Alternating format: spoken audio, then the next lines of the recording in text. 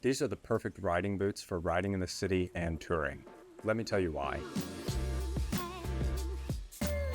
So I picked these up about 6 months ago, and I've been wearing them ever since on the bike, all around town and doing a lot of touring, not wearing them off-road, but that's not what they're for. So I also took these to Japan, rode in the rain with them in the cold and got a good deep test.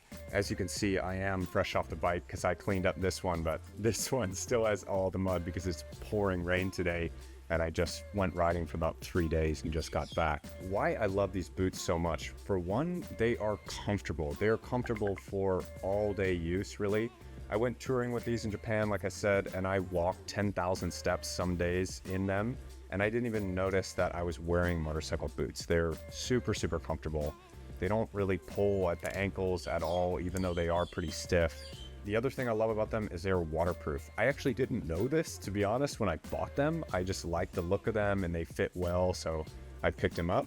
I love that they're waterproof, and they're also not too hot. They don't feel like a lot of other waterproof shoes. I have Vortex hiking shoes, and those I feel like my feet are really sweating in. Granted, I'm hiking, but it feels like they get really hot and wet in there.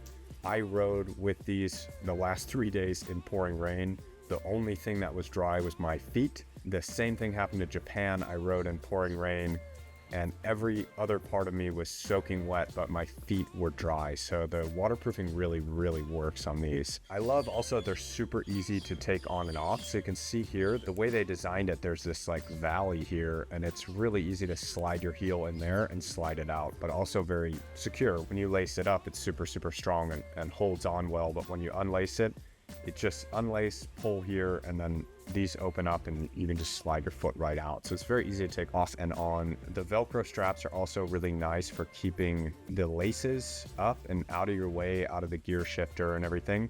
And also for tucking your pants in. If you're wearing like tight pants and you want them to stay in here and not fly around, that will kind of keep them all cinched in here. They're also really protective, so I haven't crashed in them yet. Knock on wood, I don't have to.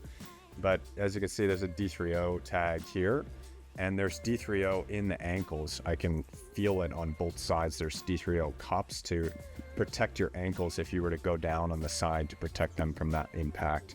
And really nice rubberized and leather protectors over here, and a shift lever protector and everything. So this is superficial, but they have a really nice design as well. So I like that they just look like sneakers. They look like kind of sporty sneakers. I've worn these around when I'm not really riding that much and maybe riding into town and then going for a coffee or working for a while, because like I said, they're so comfortable and they look good that to me feel like sneakers really, but with the protection of a riding boot. They're lightweight. I like that they're easy to pack. So like I said, I took these to Japan and threw them in my bag. They were really easy to pack, fit together really well.